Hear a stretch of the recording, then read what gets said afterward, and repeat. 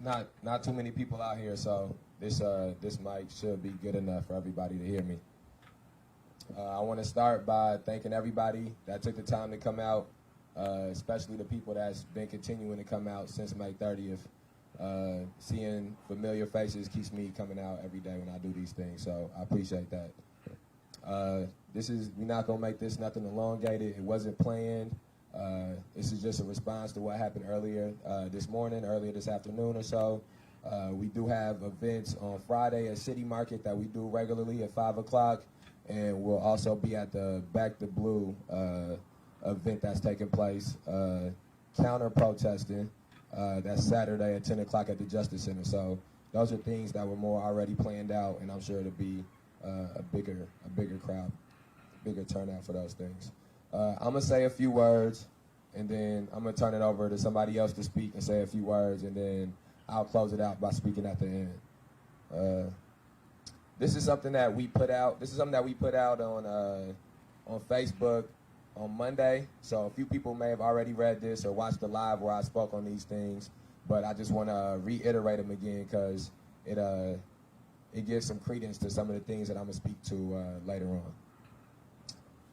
The Rockford Police Department has a long and ugly history of harassment, lack of restraint, racism, and violence in its past. These acts range from false arrests, excessive force, down to cold-blooded murder. On May 30th, the community members, not out-of-towners as Chief O'Shea stated, came out to protest against these constant unethical actions of the police force in the city of Rockford.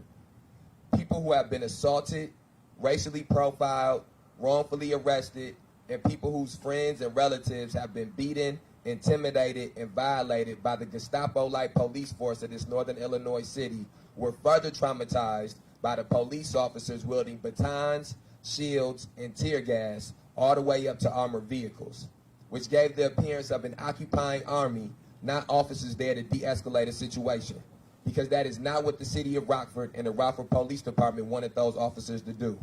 They were sent out to suppress the collective voice of the community by any means that they saw fit, which for a morally bankrupt police force leaves a lot of room for cruel and unusual methods. Officer Owen McGinnis added a notch on his belt in arresting someone on May 30th for criminal trespass and resisting arrest.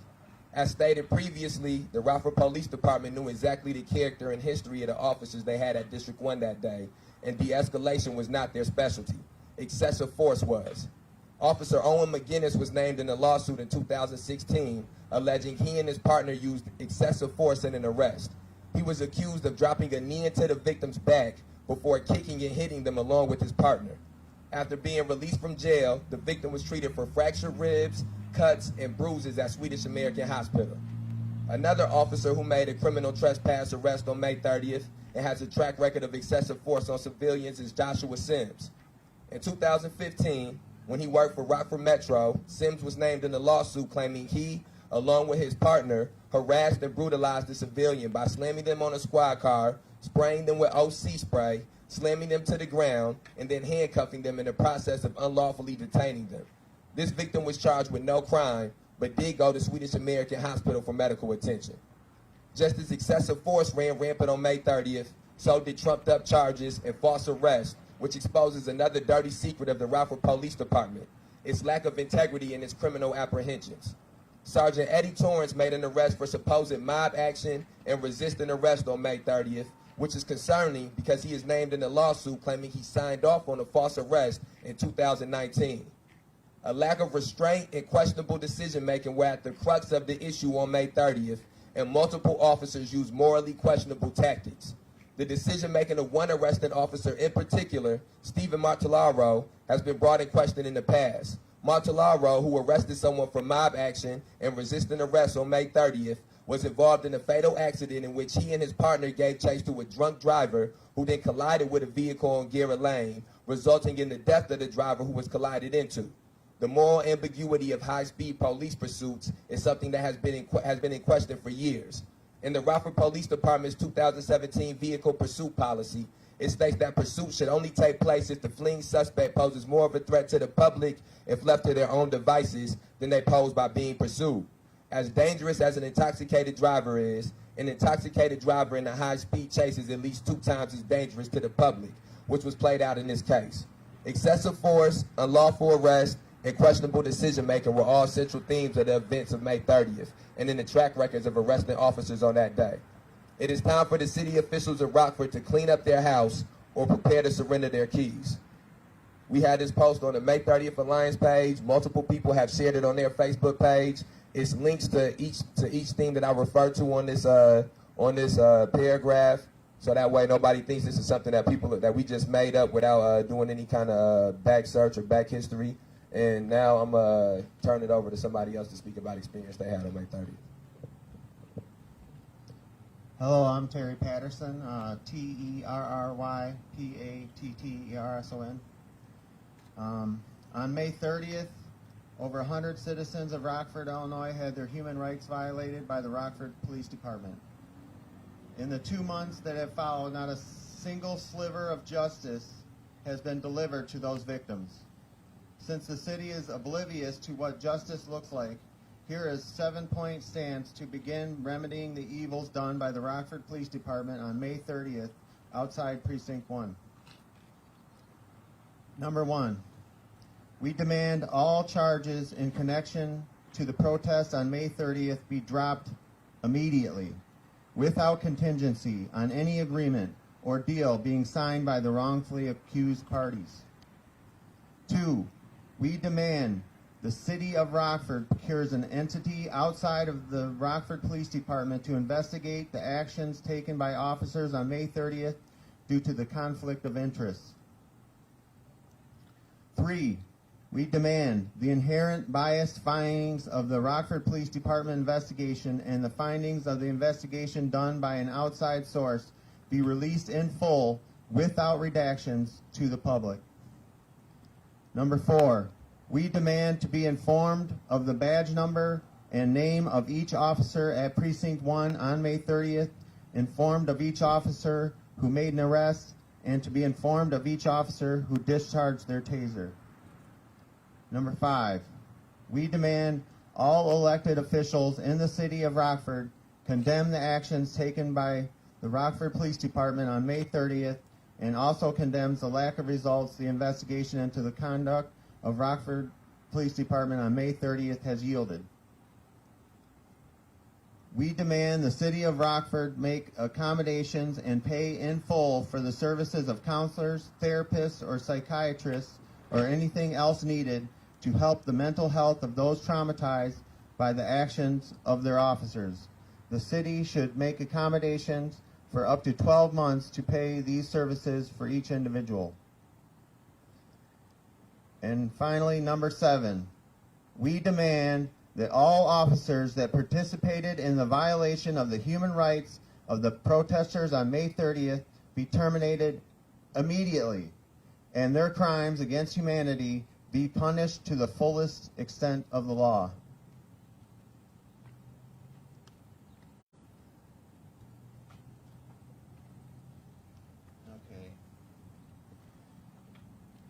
Today at the news conference, Deputy Chief Carla Red praised the protesters that stood in front of the Precinct 1 on May 30th with their hands up when people were throwing rocks at the glass. She also stated that 3% of the protesters were arrested. So those 10 people were the criminal element that justified violating over 100 people's human rights. One of the problems with this narrative is that I am in both of those groups. There are videos and photos in the media showing me in front of the glass with my hands up. It was just a short time later that they lined up in their militarized riot gear. I was again at the front with my hands up. They never gave an order to disperse. They just charged us. I yelled, "Stand your ground, stand your ground." I felt suddenly alone, so I turned around. I still had my hands up when they hit me across the back with the baton, causing me to stumble forward. And as I stumbled forward, one of the officers threw a baton bouncing at my face. I reached out to protect my face and grabbed the stick, and just as I gained my footing. An officer was hitting me and pushing me, and then I was suddenly picked up and slammed to the concrete. I don't remember flying through the air or hitting the concrete, but we have it on video. You can see me getting slammed to the concrete and an officer kneeling on my head, which is what I remember most vividly.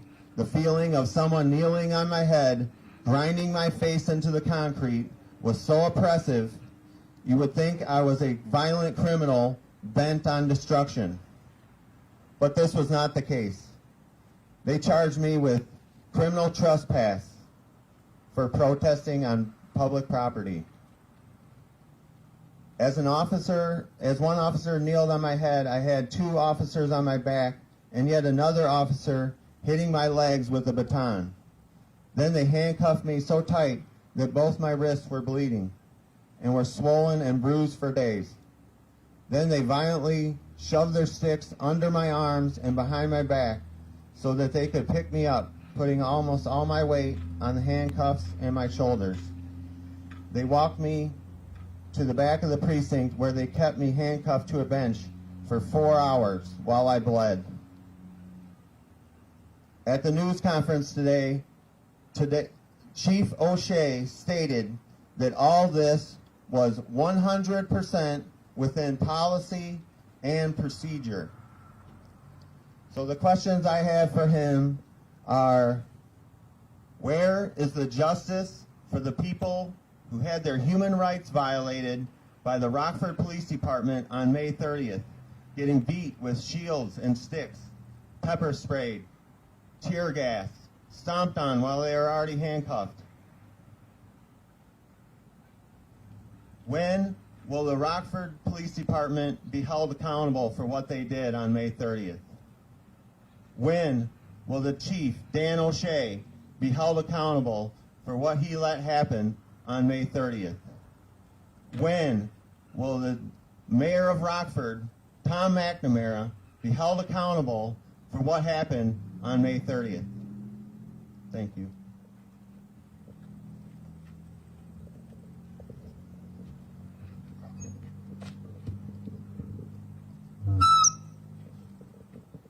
We got, before you leave, if you haven't already seen, is pictures to the side over there, and there's some pictures right here to allude to all the things that he was speaking on, just so that way nobody think this is something that people just making up.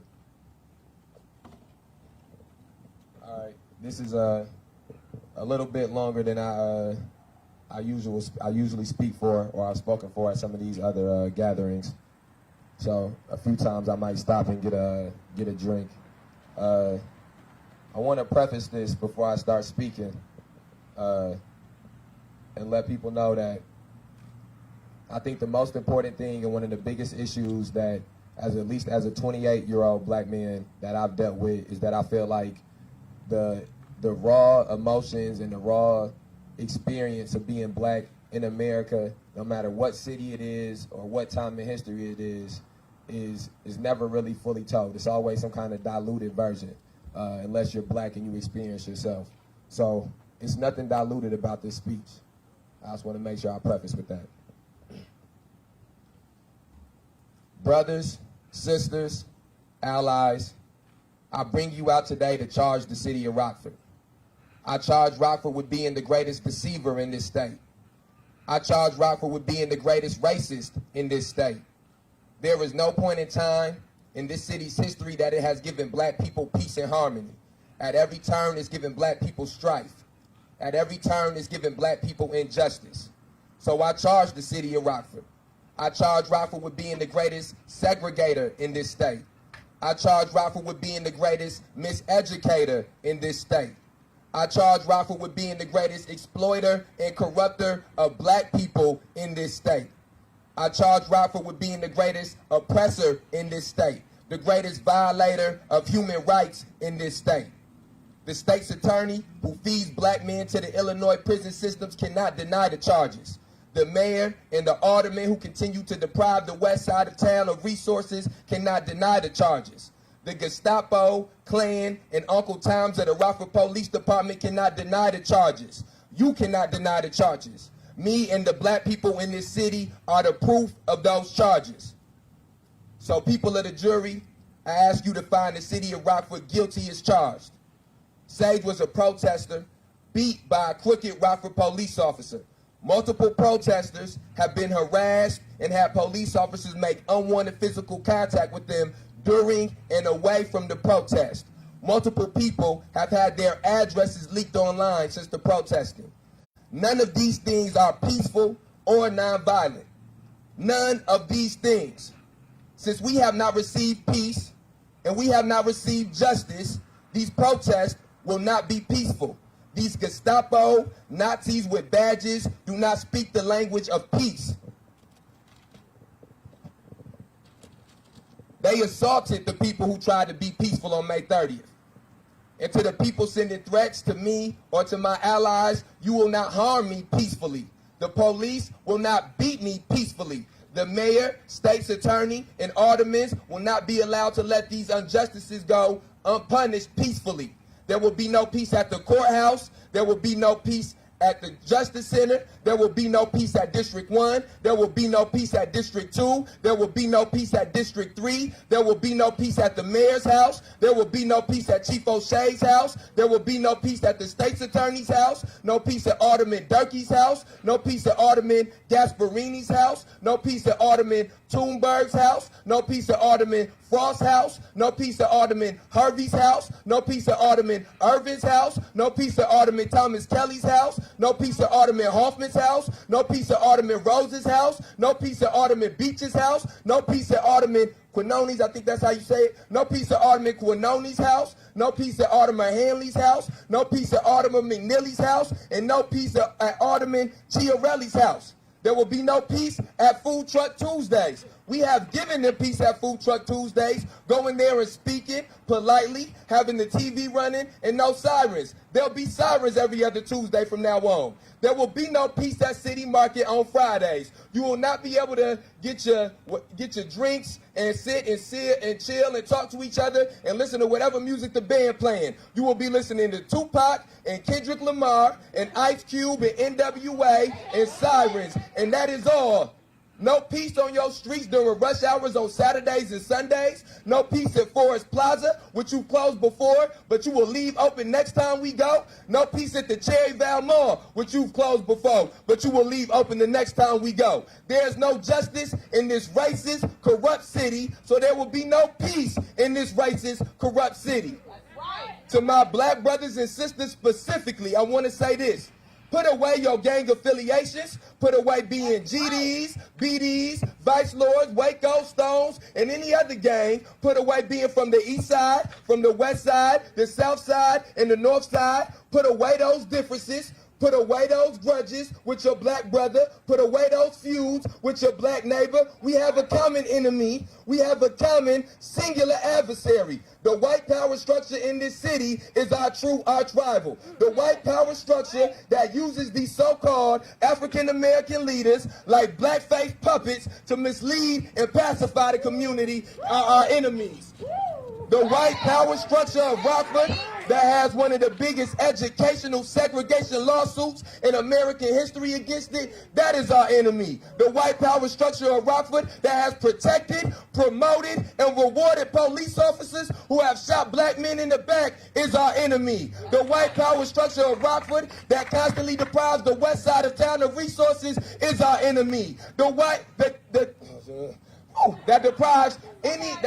power structure of Rockford that push drugs and guns into the black community for the generations, that is our enemy. The white power structure of Rockford that pits people against each other in order to make arrest and fill quotas is our enemy.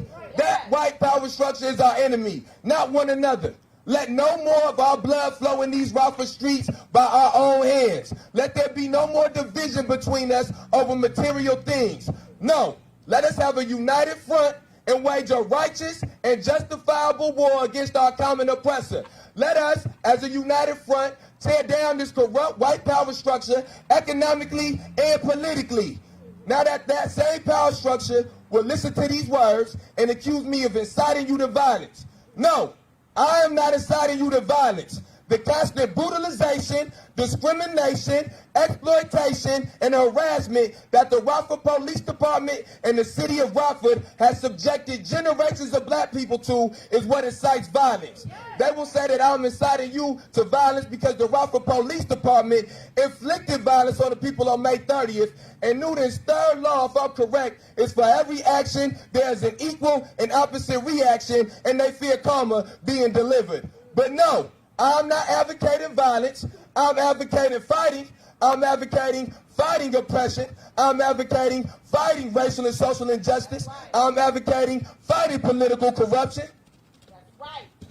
I'm advocating fighting systematic and institutionalized racism. So we will fight these things in the streets with marches and sit-ins. We will fight them by using direct action protesting. We will fight these things politically by removing each elected official who has the blood of May 30th victims on their hands. We will fight them in the ring of public opinion by spreading the videos, pictures that the Rockford Police Department's actions on May 30th around the world via the internet. We will fight them in the eternal battlefield of history by documenting every press conference, every press release, every action or inaction taken by the city of Rockford and its police department. We will document every lawsuit, every excessive force complaint in this city's police history, every racist business that is aided by the police. And when the story of May 30th is told in Rockford in years to come, those people that I just named that are part of that white power structure will be immortalized as being on the wrong side of history. Fight the power. That's right. No justice! No peace. No justice! No justice! I know that's anticlimactic. We be at the courthouse tomorrow morning, courthouse Friday morning, city market at Friday, 5 o'clock, 10 o'clock p.m. They having the Back to Blue. 10 a.m. 10 a.m. They having the Back to Blue. Justice Center Saturday. We'll be there. Thanks for coming out.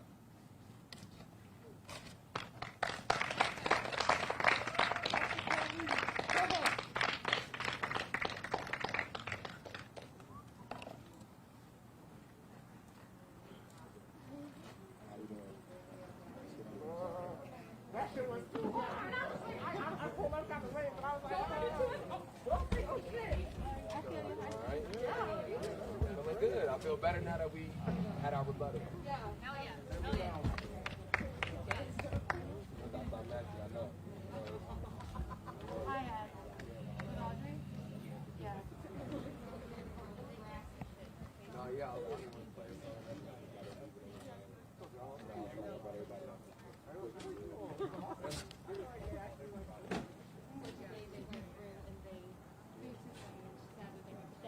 Yeah, the drone footage. Have you seen the drone footage?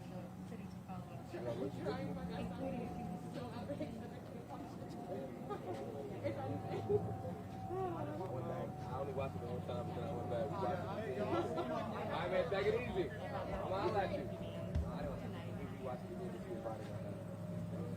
Yeah, I just like that. Yeah, I was watching. Blood school. And he was, the way he was like, feel like nobody was I thought I asked you to stop and talk the cameras off. Turn the goddamn camera off. There's nothing